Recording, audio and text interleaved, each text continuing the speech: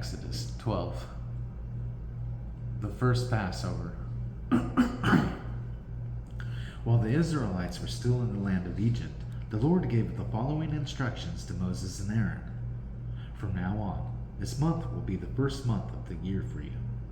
Announce to the whole community of Israel that on the 10th day of this month, each family must choose a lamb or a young goat for a sacrifice, one animal for each household.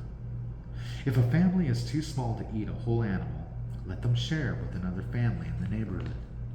Divide the animal according to the size of each family and how much they can eat. The animal you select must be a 1-year-old male, either a sheep or a goat, with no defects. Take special care of this chosen animal until the evening of the 14th day of this first month. Then the whole assembly of the community of Israel must slaughter their lamb or young goat at twilight. They are to take some of the blood and smear it on the sides and top of the door frames of the houses where they eat the animal.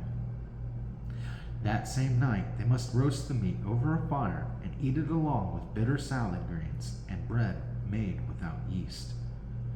Do not eat any of the meat raw or boiled in water.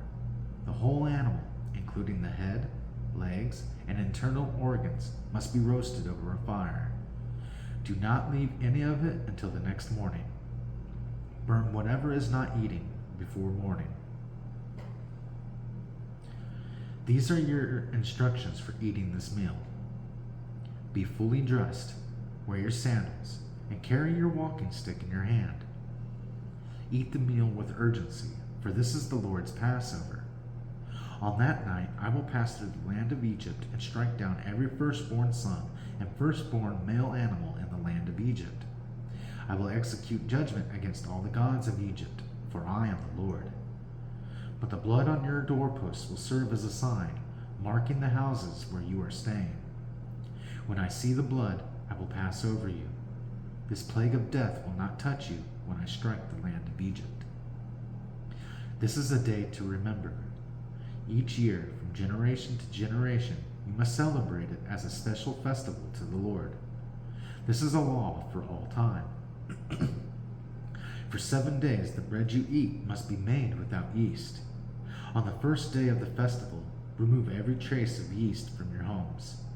Anyone who eats bread made with yeast during the 7 days of the festival will be cut off from the community of Israel.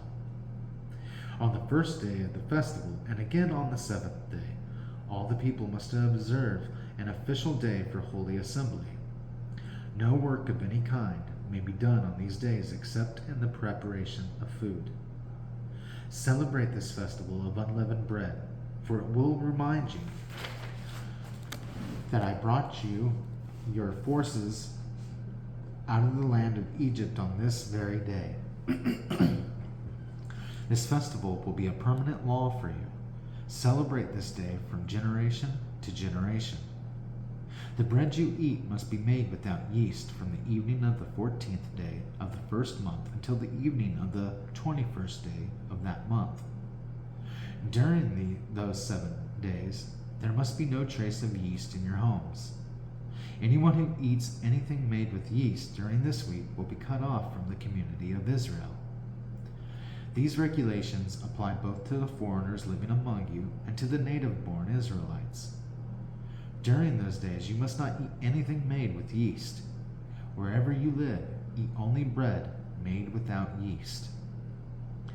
Then Moses called all the elders of Israel together and said to them, Go pick out a lamb or young goat for each of your families, and slaughter the Passover animal.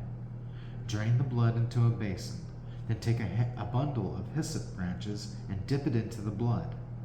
Brush the hyssop across the top and sides of the door frames of your houses, and no one may go out through the door until morning. For the Lord will pass through the land to strike down the Egyptians.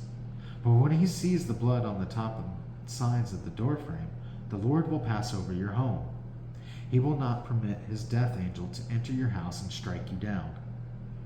Remember, these instructions are a permanent law that you and your descendants must observe forever. When you enter the land the Lord has promised to give you, you will continue to observe this ceremony. Then your children will ask, "What does this ceremony mean?" And he will reply, "It is the Passover sacrifice to the Lord, for he passed over the houses of the Israelites in Egypt. And though he struck the Egyptians, he spared our families." When Moses had finished speaking, all the people bowed down to the ground and worshipped. So the people of Israel did just as the Lord had commanded through Moses and Aaron.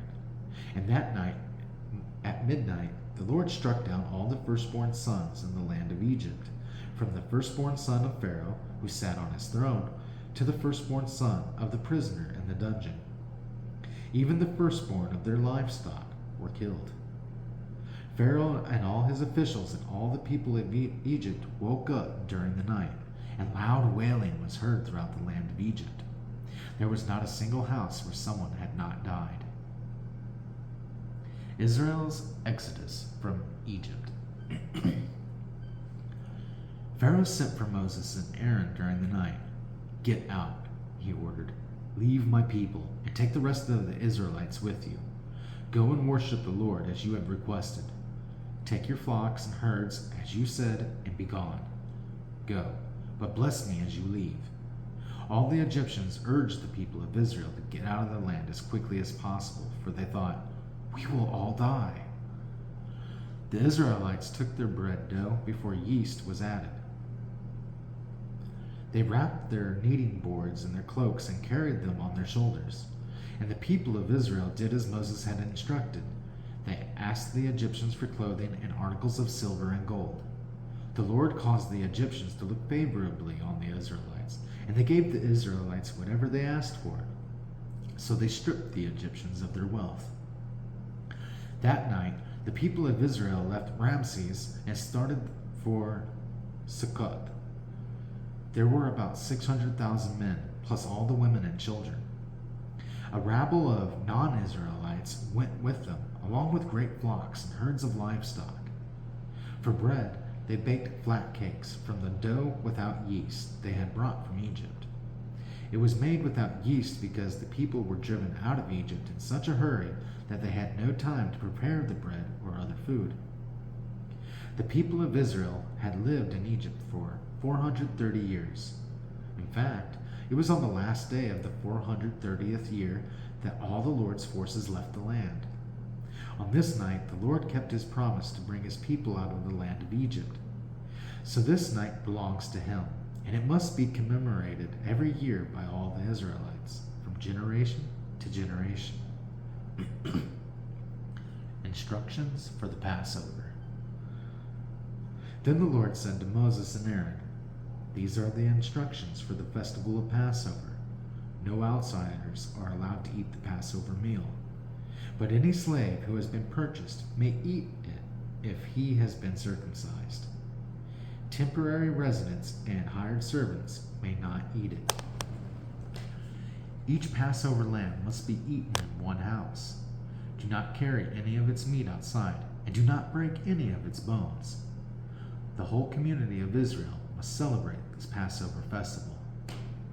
If there are foreigners living among you who want to celebrate the Lord's Passover, let all their males be circumcised. Only then may they celebrate the Passover with you, like any native-born Israelite. But no uncircumcised male may ever eat the Passover meal. This instruction applies to everyone, whether a native-born Israelite or a foreign living among you." So all the people of Israel followed all the Lord's commands to Moses and Aaron. On that very day, the Lord brought the people of Israel out of the land of Egypt like an army.